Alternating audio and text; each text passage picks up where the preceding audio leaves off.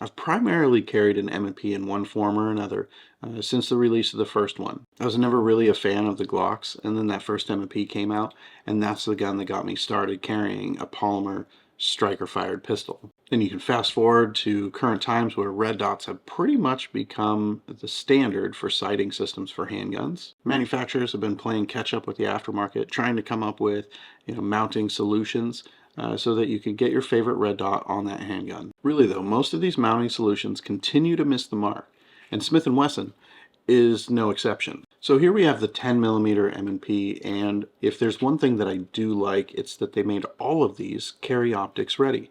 It's a start. In this day and age with the prevalence of red dots, there's no reason why a manufacturer should even make a handgun that isn't cut already for an optic. The problem though is the plate system that Smith & Wesson includes. Inside of the packaging you have a number of different plates and screws so that you can mount whatever your favorite red dot is to this handgun. This is the same thing with all of the Smith & Wesson core or carry optics ready guns. Same system, same plates, same setup. Unfortunately, when I opened my package, it did not have the plate included to mount an RMR, which is what I need to get this Holosun 507C on there. Instead, one of the other plates, I'm not sure which one it is right offhand, but one of the other plates had a duplicate in there. It's an honest mistake, it's no big deal. I shot them an email and I think within about a week they had the right one mailed out to me. Now I don't mind that almost all of these adapter plates are thin plastic. It's not optimal, but they work. One thing that's weird is that it comes with one metal plate, and I don't have the guide in front of me. Honestly, I probably threw it away, but I think that the one metal plate that they give you is actually made for the Delta Point Pro. Whoever made this decision over at Smith & Wesson, they should definitely be fired. The RMR is the #1 red dot for handguns on the market, hands down. Why in God's name would you include a metal plate for the Delta Point Pro and a thin piece of crap plastic plate for the RMR? Not the direction I would have gone if I worked in that department, especially considering that a lot of people are swapping from the RMR over to the Holosun 507C. Its popularity's gone through the roof over the course of the last 2 to 3 years. Like I said though, I can overlook the fact that most of these plates are made out of plastic.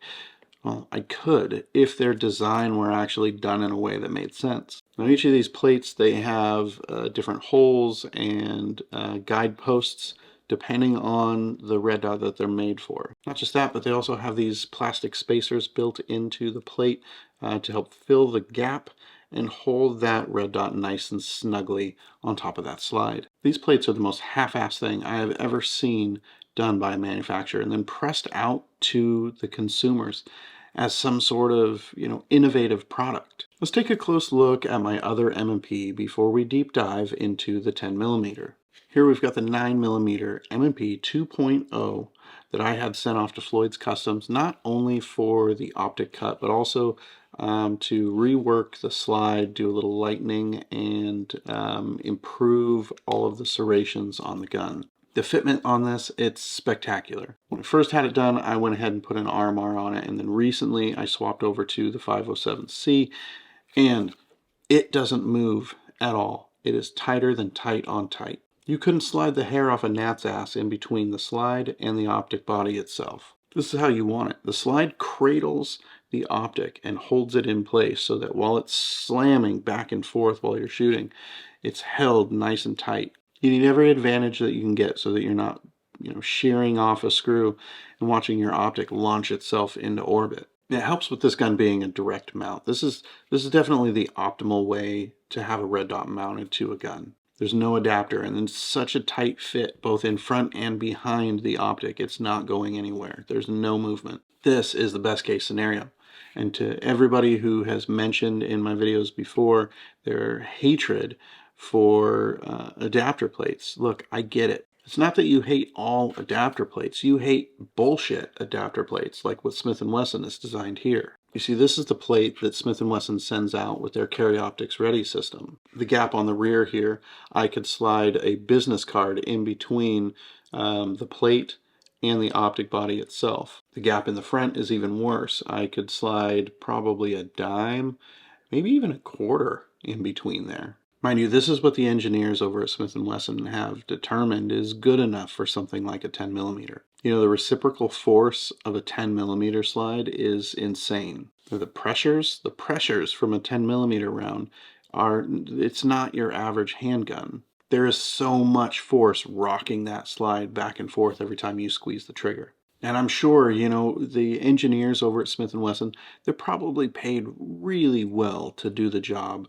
that they do.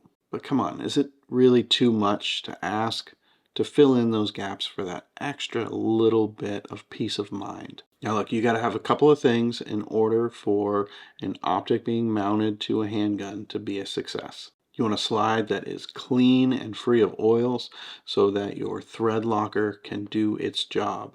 You need the right size screws. You need the guideposts that the optic body is actually designed to use. You need those screws torqued down to proper specifications, and you need that optic body held in place in every direction possible.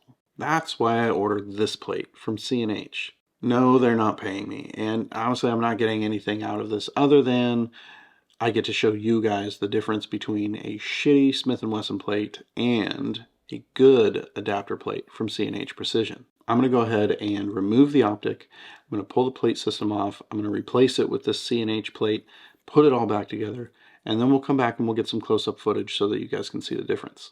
All right, we're back, and I have the C&H plate installed. Other than needing to take this thing out and re-zero it, it's ready to go. Now you can see here that the C&H plate closes the gap both in front and behind the optic real tight. It's not quite as close as what it is with the direct mill that I had done through Floyd's Custom, but it's about as close as you're going to get. Not only that, but it's a hell of a lot tighter than the plate system that comes with the Smith & Wesson. Now I know there is a feverish debate out there about adapter plates and failure. Now I think if you give it enough time and you look at enough products, you're going to find that everything out there fails. Nothing is perfect. Nothing lasts forever. The reality is, though, there are things that you can do to help set yourself up for long-term success, if you will. One of those things is chucking that core plate in the trash where it belongs and replacing it with a higher quality plate system that touches both the front and rear of the optic body. I know there's a ton of companies out there that are making adapter plates, so just go with whoever you want, whoever you feel comfortable with. I went with the C&H plate because I knew that their plate system was designed in a way that is going to make contact both in front and rear of the optic. I went with C&H because I've used their products before, and I know the level of quality that they push out the door. And for everybody that's going to comment, yes, I've read all of the comments about the DPP plates. That's cool. If you want to buy a plate from DPP off of Amazon, and you feel comfortable with that, by all means, go ahead. It's your gun. It's your decision. I mean, honestly, I've heard good and bad things about them. Of course, you'll find that with any company out there. I have my own issues with the company. You know, all they have is an Amazon store. They don't actually have their own real website. There's something real weird about the company, and not just the fact that these plates are made in China. I may just try their products one of these days, but not on this gun, not on a 10mm. I haven't even hit the range yet, and I can tell you that I am infinitely more happy with this system with the C&H plate than I am with the stock Smith & Wesson core plate. It's actually quite embarrassing that Smith & Wesson would ship these guns out to consumers with this half-ass plate system that they have. At the end of the day, though, you need to make the call as to what you are personally comfortable with. Maybe those core plates are fine by you, and you know what? That's fine. Maybe you want to save a few bucks and buy a plate system off of Amazon.